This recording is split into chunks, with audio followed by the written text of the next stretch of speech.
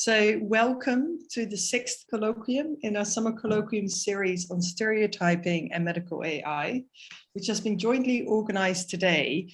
And we're really very pleased about this by the King's College London chapter of Minorities and Philosophy, or MAP, and particularly by Willa Sodat, a postgraduate student at KCL working on epistemic and moral issues relating to probabilistic inference and stereotyping. And Willa will also be our chair for today's session. Welcome, Willa. Delighted you're here. And then also welcome on behalf of the SAOB Philosophy and Medicine Project. So my name is Elselijn Kingma. I'm the SAOB Chair of Philosophy and Medicine at King's College London. What we want to do is to expand the conversation between medicine and philosophy and to engage medical researchers and philosophers on questions, ethical, political, epistemic, metaphysical, etc., that are of real relevance in both medicine and philosophy. And of course, I want to thank the Peter SAOB Foundation for the generous funding of this project. Now, let me just briefly apprise you of the fact that our next colloquium, we'll have a bit of a break, will be in 3 weeks' time. So I think for those of you who've stuck with us for the whole summer, we're due to take a bit of a holiday or break. A link to register has been posted in the chat. And we're very pleased to have Dr. Jeff Keeling of the Institute for Human-Centered Artificial Intelligence at Stanford and the Leverhulme Center for the Future of Intelligence, and who works at Google, speak on September 2nd. So be tuned in for that. So with that, I want to hand over to our chair. So now I have a discrepancy between my text because this says Will Sadat and previously it said Willa Sadat. Now I'm not sure. So please enlighten us at the moment. Willa. Okay. Yeah. What I thought. Sorry about this. So welcome again, Willa. You will say something about minorities and philosophy who've co-organized this colloquium. And you will also introduce our speakers. Just before I hand over to you, I just apologize because due to holiday and family commitments, I can't sit out this entire session. I have to catch up online. Once again, this will be recorded. So my apologies for that, but of course, Winnie Ma is here to take over. So Willa, thank you again for co-organizing. Over to you. Thank you. So I'll say something briefly about MAP. So Minorities and Philosophy is a worldwide network of philosophy students and academic staff, as well as non-academic philosophers aiming to change philosophy for the better. MAP's mission is to address structural injustices in academic philosophy and to remove barriers that impede participation in academic philosophy for members of marginalized groups.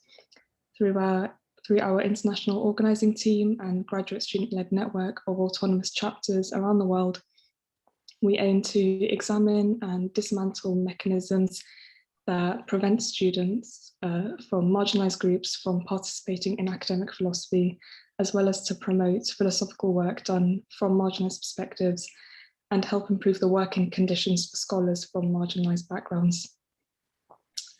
So today our speakers, we have Professor Zoe Johnson King, who is an assistant professor in the philosophy department at the University of Southern California. Her research specialties are in ethics, meta-ethics, epistemology, decision theory, and the philosophy of law. She mainly works on non-ideal moral psychology, thinking about motivation and creditworthiness for squishy, messy humans in an unjust world. And we also have Professor Boris Babic, who has a joint appointment in the Department of Philosophy and the Department of Statistics at the University of Toronto. His research specialties are in artificial intelligence and machine learning, decision theory, and epistemology.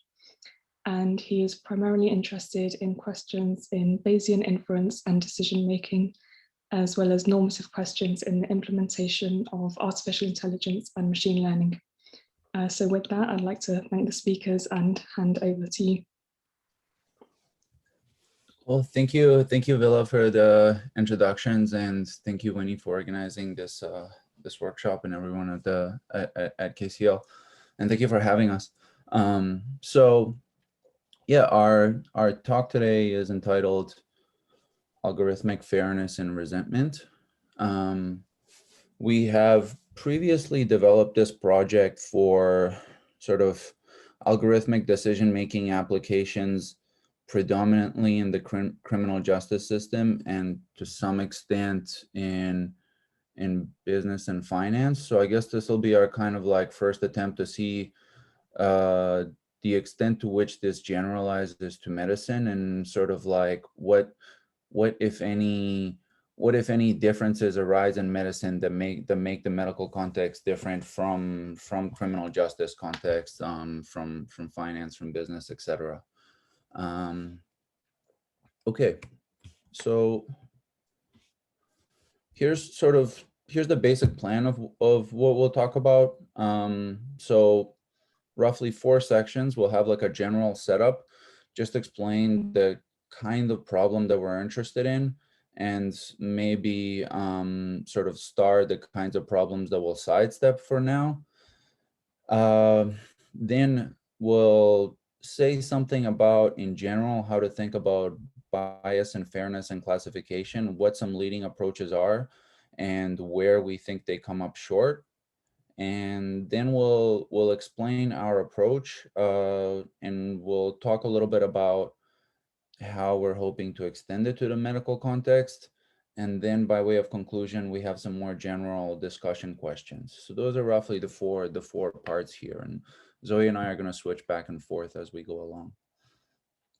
So here's what the basic setup is, kind of the general black box classification task. The idea is that we have some, what I'm calling for now, black box algorithm that is going to use some data on patients. So we say XY pairs in the sense that X is like a vector of features, like demographic features, medical histories, whatever's available, right? And then Y is whatever is being predicted, the disease condition or the probability. So we have an algorithm that's going to take a bunch of data, and it's going to estimate some function, sort of fit the best function to that data, which we're then going to use to make predictions, sort of on new outcomes where we don't know the labels on the basis of X, right? So we train the algorithm on some past data, and then we're going to use it to apply it to new patients. So with the old data, we know both X and Y. When we have a new patient, we know X, but we don't know Y. So Y is the prediction probability or whatever. And that's what we need to predict. So that's sort of the general setup. We don't know the function for whatever reason. It's probably it's almost certainly a highly nonlinear function and uses a lot of features, highly engineered features that have been transformed in ways that leave them unintuitive and so forth. But basically, on the question of why talk about a black box. So sometimes it's an opaque model of the form that sort of everybody talks about these days, like neural networks or deep learning, which would fall under this category of having a highly nonlinear function with pretty engineered features. Or maybe the algorithm is a black box simply because it's being developed by sort of a company that holds it as its own proprietary trade secret. It's kind of a less exciting reason, but it's like they just, they wouldn't reveal their code anyway, but all we have is the data, so we have to say something. So there are a couple of reasons why it might be a black box. The approach that we motivate here really speaks to fairness and discrimination in these contexts of black box prediction. And that's because if the model is transparent, then a lot of things become simpler because we can just examine it and we can say, okay, well, here's sort of what's being used and what's being done. And then we can explicitly say why we think it's fair or not. But when it's a black box, this task is harder. So we're trying to come up with sort of indirect ways to evaluate fairness and discrimination. There's a couple questions that I can flag for discussion depending on how much time we have later. I've sort of been using this notion of a black box with like a pseudo definition of it, but we can talk about what exactly makes a box black. When is it white or transparent? And then also there's sort of increasingly more literature on quote unquote, opening up the black box? Does this help from a bias and discrimination perspective? Should we open up the black box, and how? So we can talk about that to the extent there's time. But this is the basic setup. So a few examples of black box medical applications. And I should say another sort of good reason to focus on this context is because most medical applications are black box applications because the data tends to be extremely large in the number of features. And because often the features don't have an intuitive interpretations. Like, for example, in image recognition, it's just going to be like pixel values. So a few examples are like detecting lung cancer from CT scans. This is like a company called Arteris that has a few apps for this. Assessing heart health from ECGs, like the Apple Watch Heart app. Classifying skin lesions for possible melanoma from images of the skin. This is like Google's Dermacyst app. Or identifying eye disease from eye images, which a company called IDXDR does. So that's a few examples. Most medical applications involve some kind of predictive component. Almost all of them are kind of deep learning applications. Some are semi-autonomous in their decision-making. So IDXDR is interesting in the sense that basically with the assistance of a physician, it can issue decisions and not just probabilistic predictions. Whereas other applications are just used for sort of like spitting out a probability, which is then given to whoever, right? Like a attending physician, a nurse, or just a patient using it on their phone. So there's sort of the extent to which they actually make the decision can vary.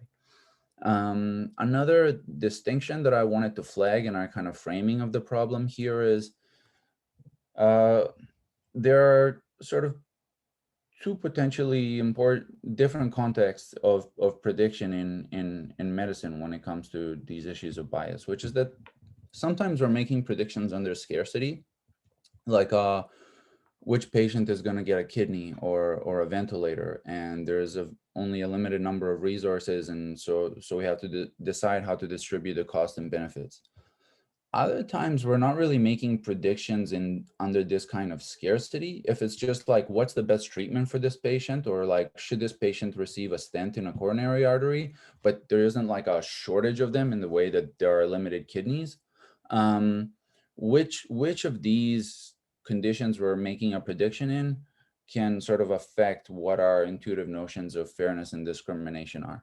We'll circle back to this later, but I wanted to flag it for now because it can sort of affect the plausibility of one's theory of fairness and discrimination depending on the context. Some other examples outside medicine that Zoe and I have talked about more is like banks' estimations of credit worthiness, employers' predictions of candidates' aptitudes for a job, predictions of flight risk and recidivism in the criminal justice system for bail and parole. This would include the now well-known COMPAS algorithm for recidivism prediction, advertising and e-commerce, and many others.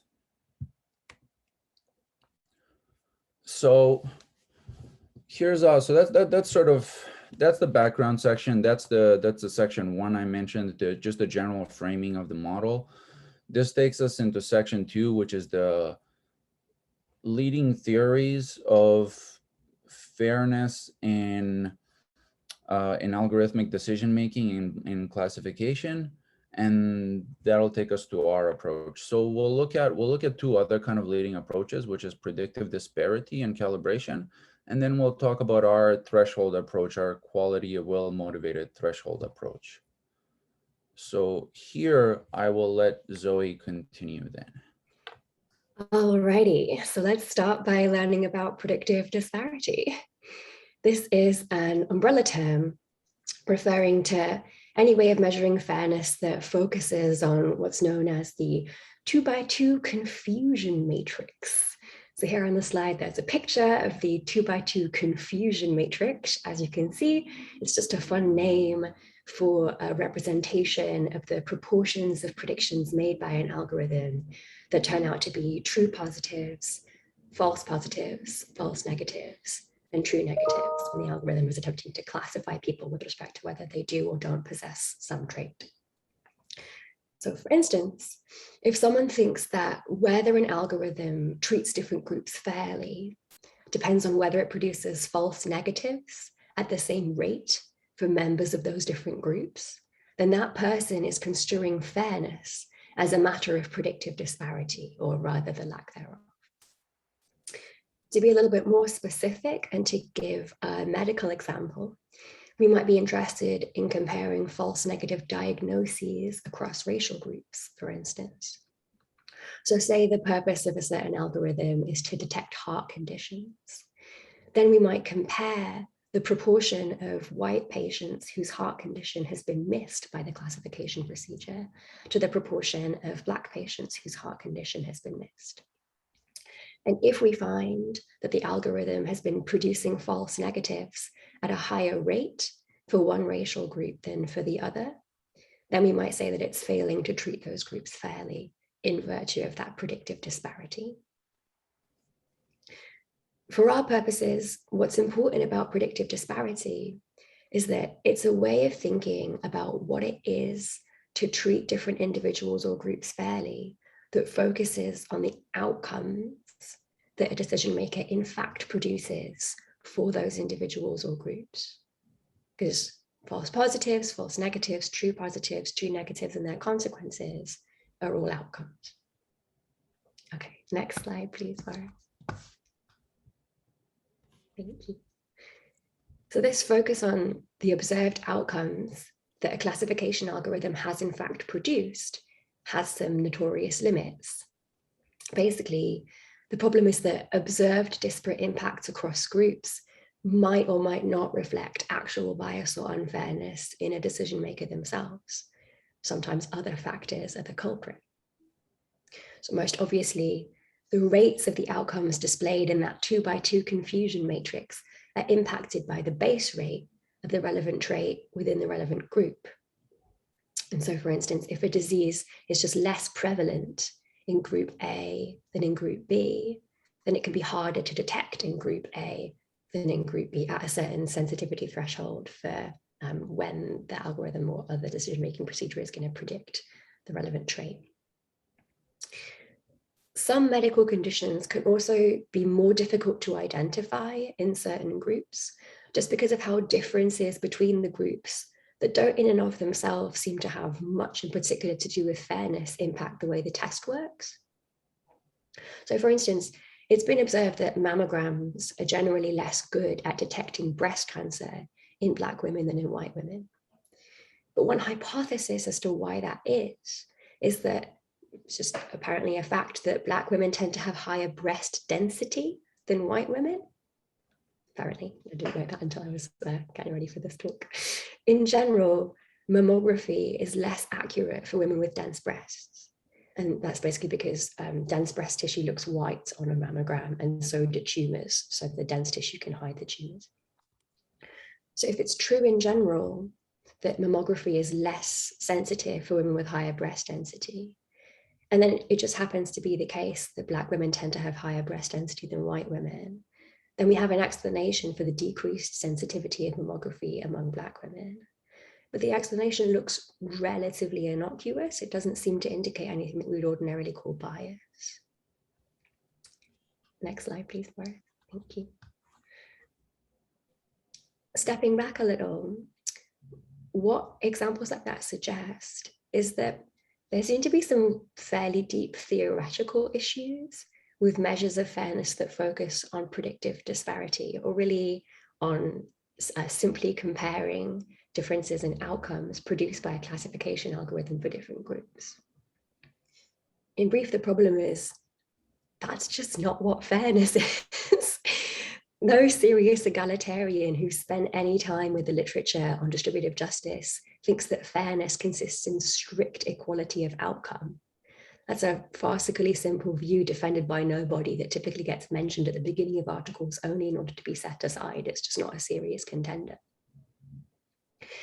And similarly, the whole literature and what's known as moral outcome luck is premised on the assumption that whenever an outcome is not entirely within a decision maker's control, what we end up bringing about can come far apart from what we were trying to bring about, from what we cared about bringing about, and even from what we were aware that we might bring about. All kinds of other factors influence the outcomes that we in fact bring about for other people, such that a decision maker's in fact bringing about different outcomes for two different individuals or groups doesn't necessarily indicate a difference in the regard in which she holds those individuals or groups. But treating people fairly is about the regard in which they're held. Someone treats different individuals or groups fairly when she treats them in a manner that shows equal regard for their interests.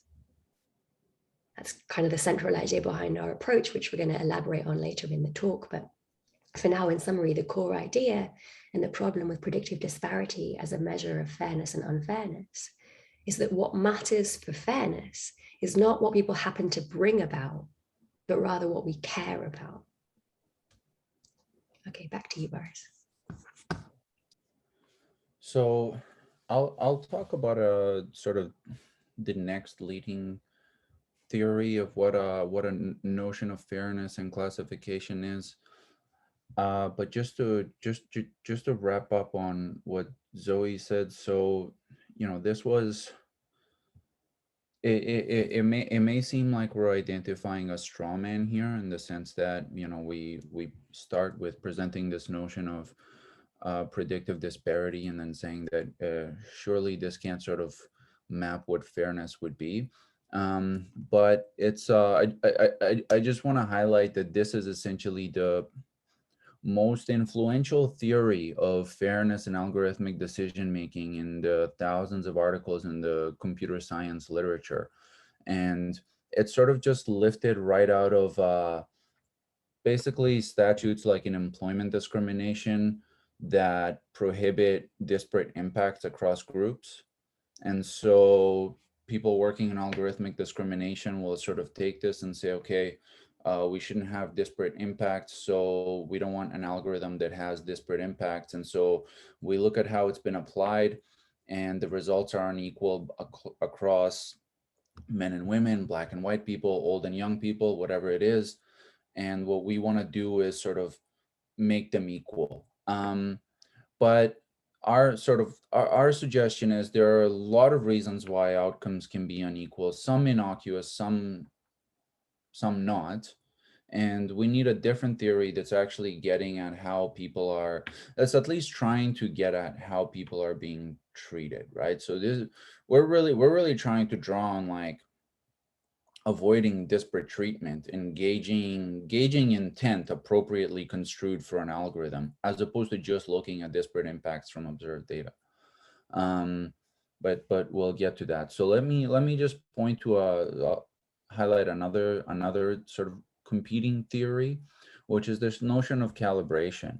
And calibration is quite different from predictive disparities. It basically says, so every time we make a prediction, we can think about it as we're gonna basically bin a bunch of people into some risk groups, right? So here in the little image, I have like everyone is predicted for some outcome, whether it's a disease or getting a loan, or whether they'll commit another offense in the next 2 years. But sort of in the image, everyone is binned into 40%, 60%, and 80%. And you can think about these as corresponding to like low, medium, high. You can think about having a bunch of bins corresponding to decile scores, or you can even think about a bunch of bins corresponding to every percentile or a fraction thereof. But effectively, when we're making predictions, we're sort of sorting everyone into these risk bins. And what this other sort of leading theory of fairness suggests is that in order to be fair to members of different groups, what we want is for the prediction to be independent of group membership, conditional on the risk bin. So calibration requires that the probability that one is in the positive class, given the features and the group, is just equal to the probability that one is in the positive class, given the features. In other words, adding group membership doesn't change my probability of one's risk. And for an algorithm that's so-called calibrated, this statement, this equation here will be true. And what it means for it to be calibrated is basically that the proportion of those in the risk bin corresponds to the risk bin itself, in the sense that it's kind of easiest to just illustrate in the image. So what's going on in the 0.4 risk bin is that 40% of the people in the 40% risk bin are in the positive class. So that risk bin is calibrated. And if you look here at the 60% risk bin, 60% of the people are, red dots, the positive class, in the 60% risk bin. And in the 80% risk bin, likewise, 80% of the items of the people are in the positive class. So basically, if an algorithm is calibrated for every risk bin, then it's just calibrated. If it's calibrated for some risk bins but not others, then it's partially calibrated. So if an algorithm is everywhere calibrated, then this equation will be true. And so the reason that people defend this as a notion of fairness is because it basically says adding your sensitive characteristic, whether it's your gender or your age or your race, ethnicity, whatever the case may be, it's not providing additional information for me in my prediction. All I need to know is the kind of like legitimate feature, like medical history or prior criminal convictions, whatever it is. And so the intuition is that if adding information about group membership doesn't change inferences, then the algorithm is fair with respect to members of each group. Now, a couple of things I want to say about this is, so predictive disparity, the approach that Zoe talked about, and calibration can and do come apart. So we can have situations where we say, okay, there are predictive disparities, yet the algorithm is calibrated. And indeed, that's what happened with the now notorious COMPAS algorithm for recidivism prediction. The sort of initially the people who criticized the algorithm as being unfair looked at false positive outcomes across race groups and gender, actually, and they found that they were unequal. And the company behind the algorithm pointed out that its algorithm is calibrated, and so they were arguing that because it's calibrated, it's not, it's not racist or sexist. It's just adding group characteristics isn't relevant in their prediction. Relevant isn't the best way to put it, but that was roughly the sort of the tone of the argument. Now, what are some problems with calibration? So one might be obvious from sort of just from this setup, is that you can imagine that adding group membership, I don't have this one as a bullet point, but let me just mention it. You can imagine that adding group membership is not changing the probability because the features that one is using are highly correlated to the group membership.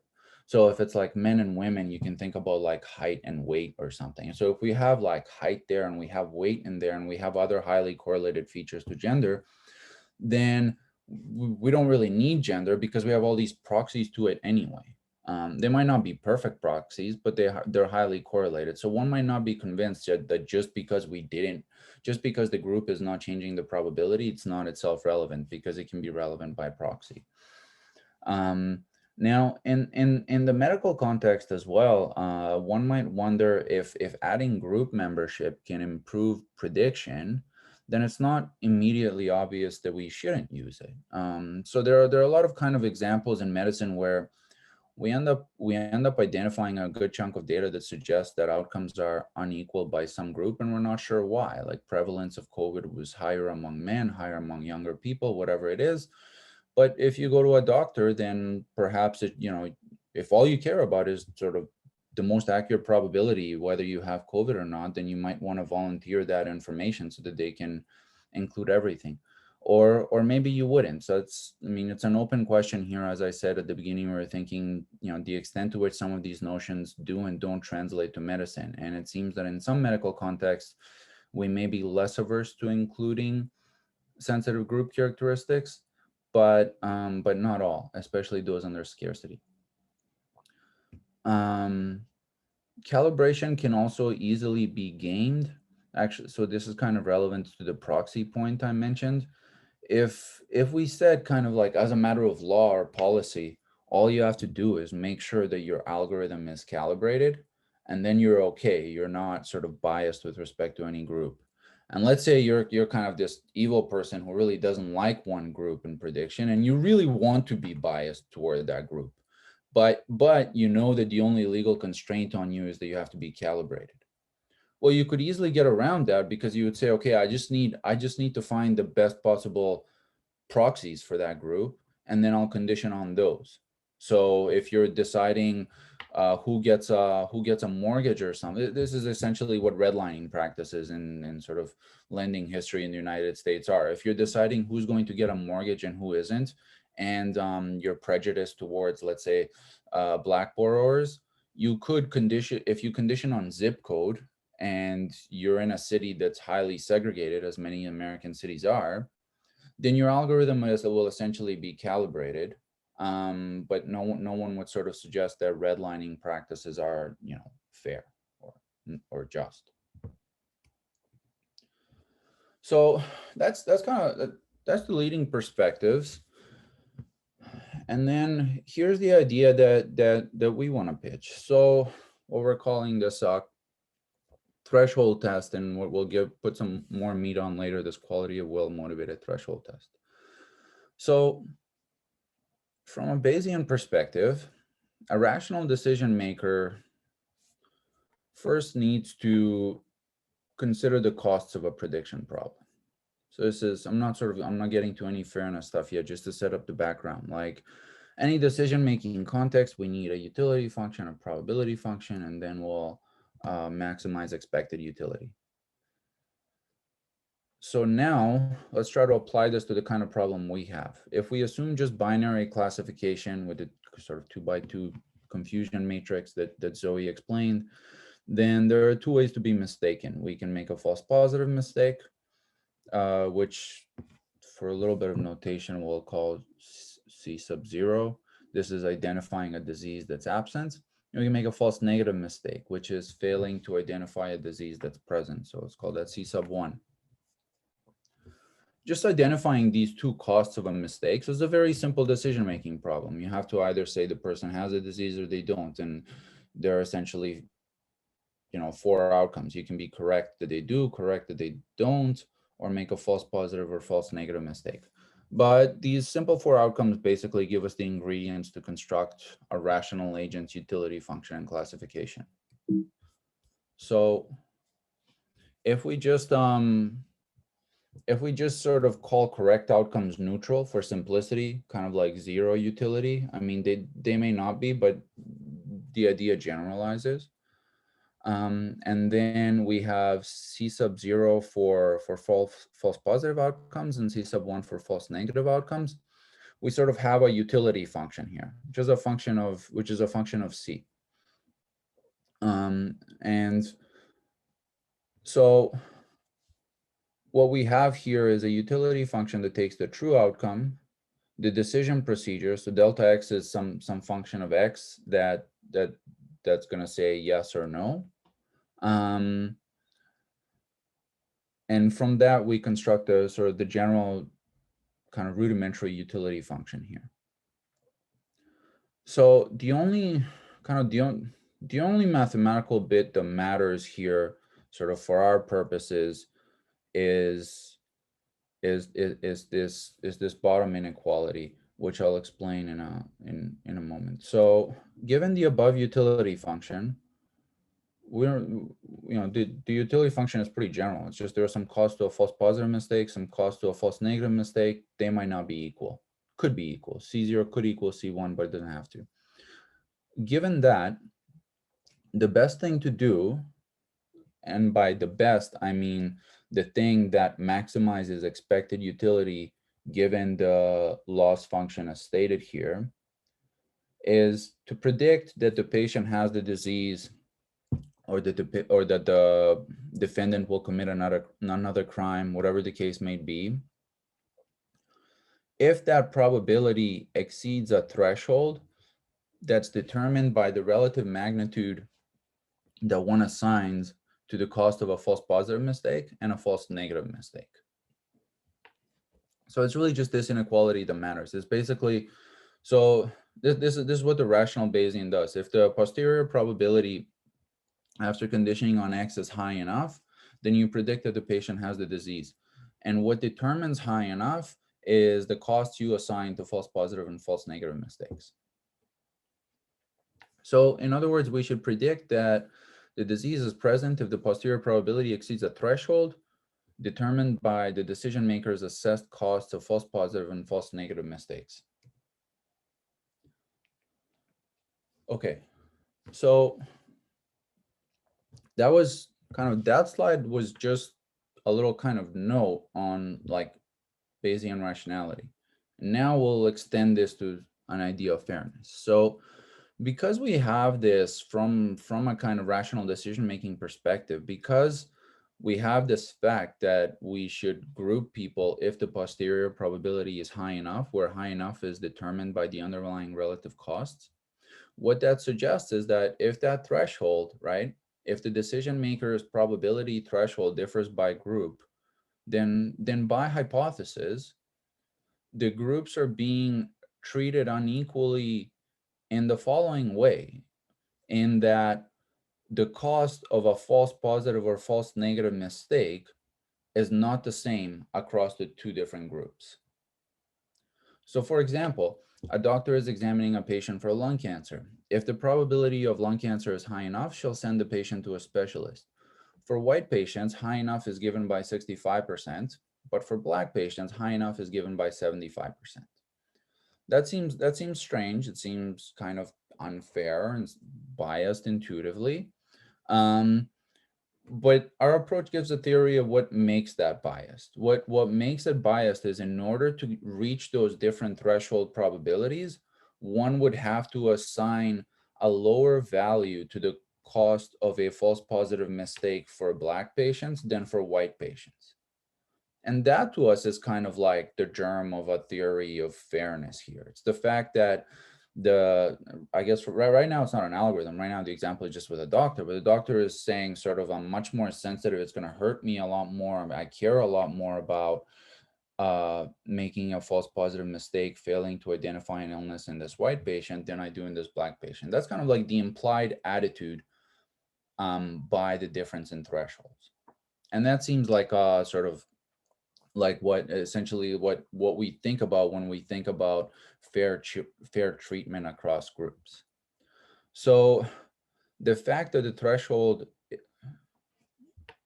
is derived from the underlying relative cost of mistakes is what drives this sort of what we're calling the threshold approach to fairness. So it's not, I mean, it's not so much the threshold itself, but what it implies about the decision-making agent. So what I'd like to do here is compare this threshold approach to the predictive disparity approach that Zoe explained for us. So on traditional false positive disparity approaches, what we do is we observe proportions of mistakes across groups and then make inferences about fairness just from those observed proportions. So false positives and negatives enter into that picture, but they just enter into it differently. They just kind of look at the outcomes and say, okay, how many false positive mistakes among men, how many among women? On our approach, the false positives and negatives matter just as much, but the way we conceive of them and how they matter is very different. We try to gauge the decision makers, the doctor, the algorithm, whatever, sort of implied valuation to those mistakes. How much of a loss or how much of a utility hit is it to them to make a false positive or a false negative mistakes? Not so much how many are in fact made. And how do they assess them across groups? If they assess them differently, then they're treating one of those groups unfairly. So we're essentially trying to estimate that rational threshold from observed outcomes. So we're using observed outcomes too, but we're not using them. It's not just like, here are the outcomes, full stop, that's all we care about. It's here are the outcomes. What can we learn about the decision maker's threshold from them? So there's an extra step in our approach as compared to predictive disparity. And so, as you might surmise, the two approaches will often sort of agree, but not always. The extent to which they agree essentially depends on the underlying base rate. So we can have a situation where our approach suggests unfairness where predictive disparity doesn't, and vice versa as well.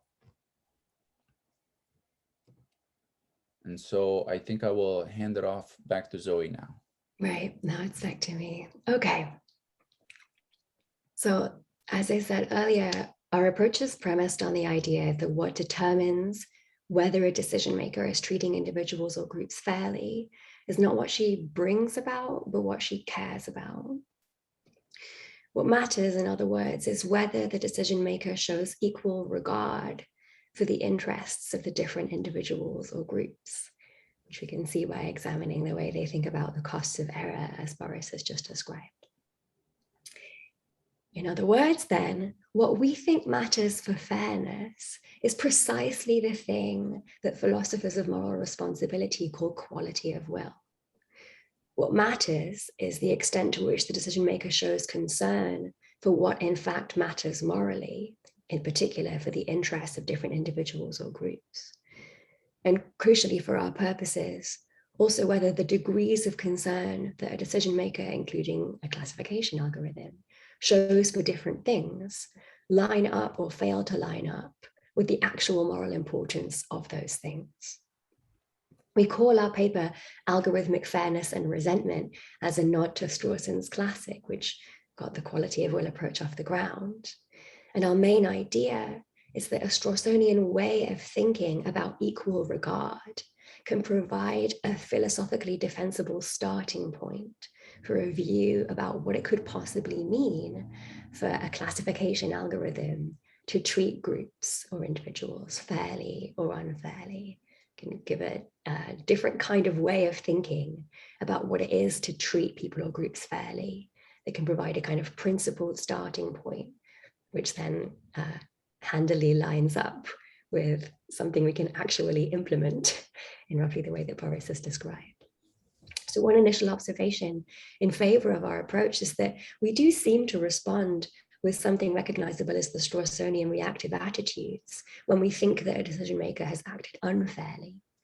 When someone's way of making decisions reveals that they're indifferent to our interests, or worse, that they're actively trying to injure us, or even just that they care about us less, they care about bad outcomes for us less, than they care about something or someone that is not in fact less important than us. Whenever someone's way of making decisions reveals any of those problematic attitudes, we react with resentment or perhaps anger. And when we think that we can detect one of these problematic stances on behalf of another individual or group, we respond with indignation, as for instance in the case of the outcry over the compass algorithm following ProPublica's article. All right, let's go to the next slide. Thanks, Pete.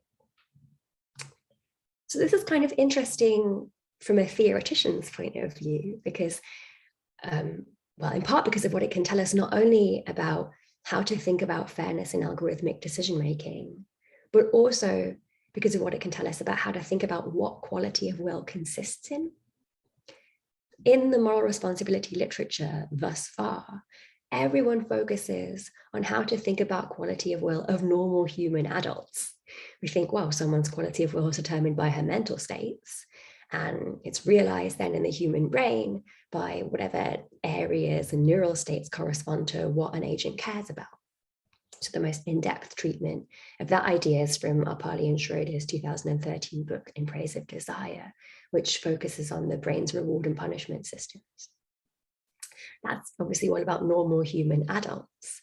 And there is some discussion in the responsibility literature of how to think about quality of will of human adults with various kinds of psychopathology, various kinds of neurotypicality, but that's about as far as it goes. What we're doing by contrast is suggesting a way to think about what it could be for a classification algorithm, a non-human agent, to show different levels of concern for different groups, which is kind of cool and interesting since it's a way of extending the quality of worldview and the notion of degrees of regard or concern beyond human brains into other functional systems. And what's particularly nice about this approach, we think, is that on this approach, the notion of an algorithm's quality of will is not a metaphor and not an anthropomorphization. On the contrary, we can see degrees of concern in an essential component of any classification algorithm, namely its assessments of the relative disvalue of false negative and false positive outcomes. Those values tell us quite literally what the algorithm cares about. And they also tell us how much the algorithm cares about different outcomes, namely false positives and false negatives for different groups, since what these values are just is a measure of how badly the algorithm is trying to avoid those outcomes. That is to say, of how averse it is to them. All right, let's go to the next slide. Thank you. So let's just go back to the lung cancer example for a moment. In the lung cancer example, the intuition that we wanted to explain was that a doctor who uses different decision thresholds for a white patient than for a Black patient is treating those patients unfairly. Well, now we can explain this intuition. A question, like Boris foreshadowed earlier, that we need to ask the doctor is, why do you need more evidence to send a Black patient to a specialist than a white patient? And that's going to be a tricky question for the doctor to answer, because other things equal, a decision threshold being lower for group A than for group B indicates that the decision maker is more averse to false negatives for group A than they are for group B. You would lower your decision threshold because you were trying to avoid a false negative, and so you're like, oh, okay, let's predict that, let's predict a positive when we have like less clear of an indication that it is in fact a positive, because we don't want to get a false negative. But being more averse to false negatives for one group than for another is what it is to treat members of different groups unfairly. That's what it is to fail to show equal regard for the interests of members of those different groups. Unequal regard is a matter of caring less about bad outcomes for some individuals or groups than for others. That, we think, is what we respond to with resentment and indignation, Strawson style.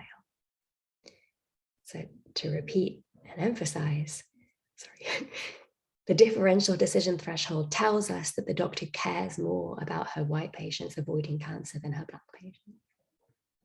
Okay, let's go on. All right, so wrapping up, there are other approaches in the literature that have focused on differential decision thresholds as a measure of unfairness. Unfortunately, there already are various different statistical tests that can be used to estimate the decision thresholds of even a black box classification algorithm, which we can then use to estimate the costs that a decision-making algorithm is attaching to false positive and false negative error. All of that's already out there, mostly in computer science journals. But what's not out there is a philosophical backing for our interest in decision thresholds. And the Strawsonian approach provides that theoretical grounding, that philosophical backing and explanation of why we're interested in this. In contrast to our approach then, in the existing literature, it's typically kind of assumed without argument that a difference in decision thresholds is evidence of discrimination, or that it just simply constitutes discrimination, statistical discrimination. But our approach isn't quite like that. We don't think that a threshold itself holds any normative significance. What matters is rather that the threshold is set by means of an assessment of the relative costs of the two types of error. And it's those assessments, we say, that reveal the decision-making algorithm's quality of will. Cool. All right, so that's basically our approach and its many virtues. We've got 3 more slides, not a ton more time, so we're just going to briefly use these final few minutes to throw out some unresolved issues to spark general discussion. One issue is that in some ways, medicine actually seems a little different from some other contexts in which decision-making algorithms are used. So in the paper after which this talk is named, Boris and I actually focus on some totally different contexts in which totally different costs and benefits are the outcomes to which the predictions of a decision-making algorithm can lead, namely imprisonment in the case of recidivism predictions on the one hand, and getting a loan or getting a scholarship or admission to a university on the other in the case of assessments of creditworthiness and aptitude.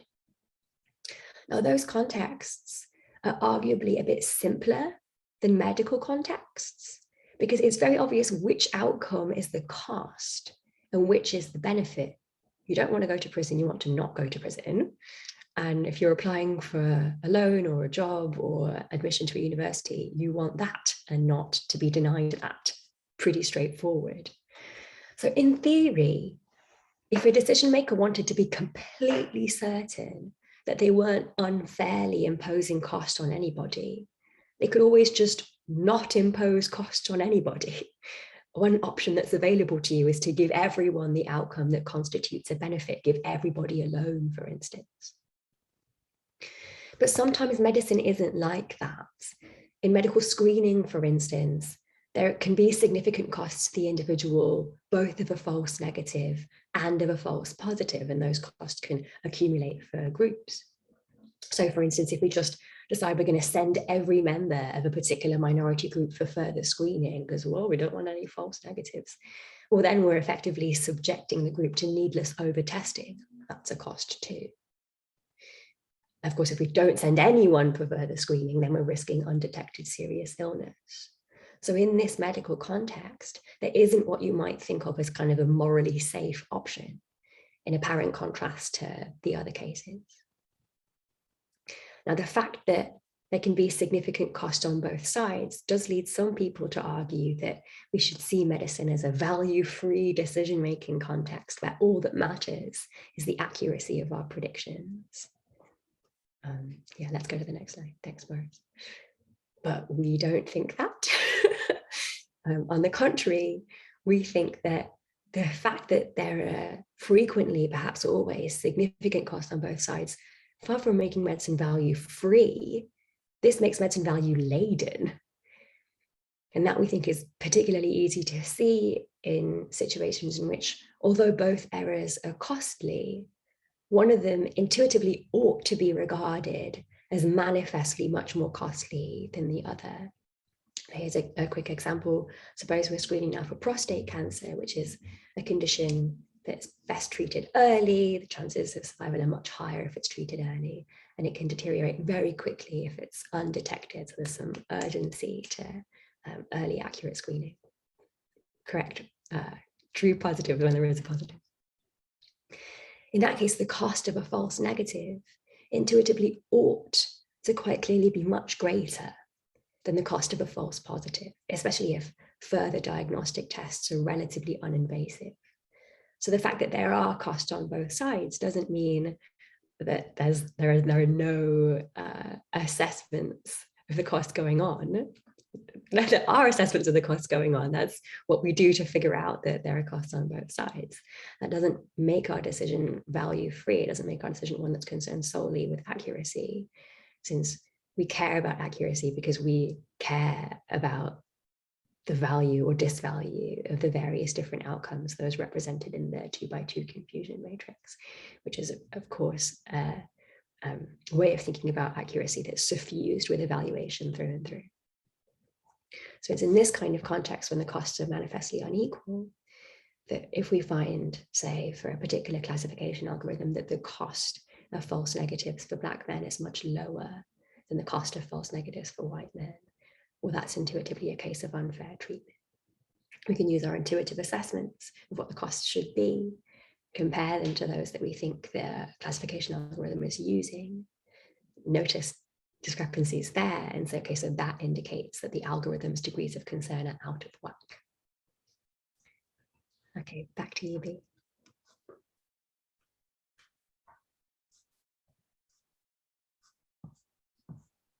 Okay, so this is just a bit of a wrap-up slide, but yeah, just to sort of pick up where Zoe left off. Initially we were thinking it might seem that, you know, and as some people have argued, like medicine isn't going to be like some of these prediction contexts like recidivism or other criminal justice sort of domains like bail hearings or something, nor is it going to be like these cases where a benefit is being distributed, lending or employment. And it seems that, as Zoe said, it seems that here we really just want to be as accurate as possible, and the prediction task isn't polarized. But while it's not polarized in this way, the costs are actually even more salient in medicine, in the sense that they matter equally both to the person to whom the decision is being applied and the decision maker. And so Zoe mentioned this, like if we're deciding who to give a loan to, the decision maker could give a loan to everyone who applies. That's a bad policy for the decision maker. The bank can go bankrupt, they can lose money. But for the applicant, that's not a bad policy to me. I don't care about false positive mistakes of getting a loan, even though I'm too risky of a borrower. I want the loan. So here it's sort of like, as the person to whom the algorithm is applied, you don't really care about costs in both ways, whereas the decision maker does. But in medicine, you actually do care, because again, there are kind of costs attaching to both kinds of mistakes. And so that seems to make the threshold approach in some ways even more germane in this context, because if my sort of understanding of the false positives versus false negatives and how they should differ for an average patient comes apart from the doctor who's setting them differently across like ethnic groups, then that seems patently unfair. So a couple more points to highlight before we wrap up is that note that our approach kind of sidesteps the issue of whether group identity should be used in prediction.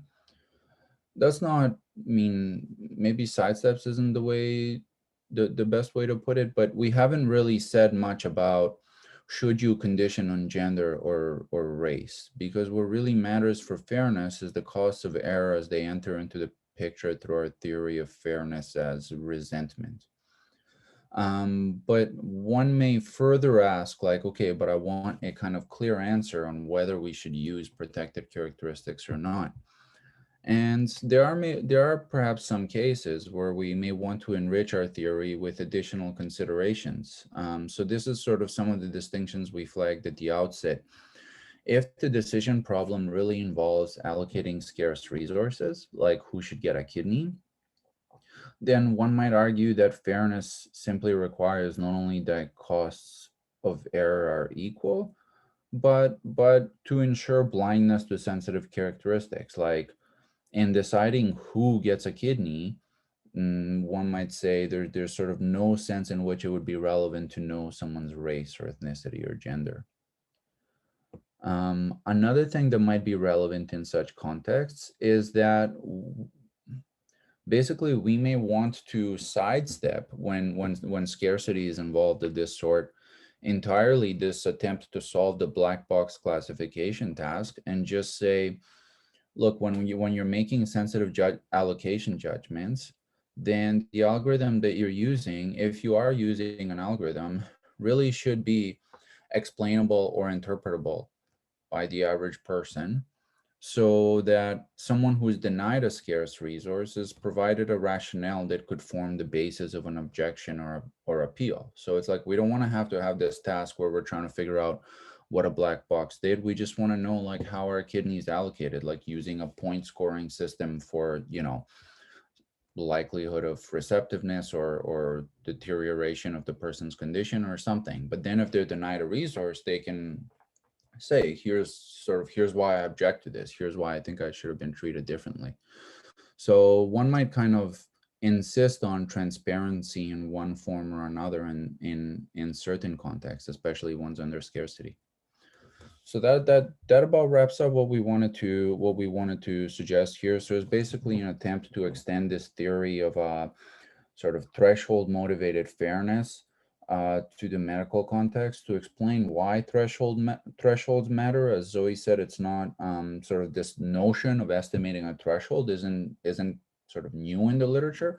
What is new is that we explain why differences in threshold matter rather than just assuming that they do. And then here to flag a few kind of like limitations where one might want to add some further considerations depending on the medical context. Okay, thank you. Okay, thank you, Boris and Zoe.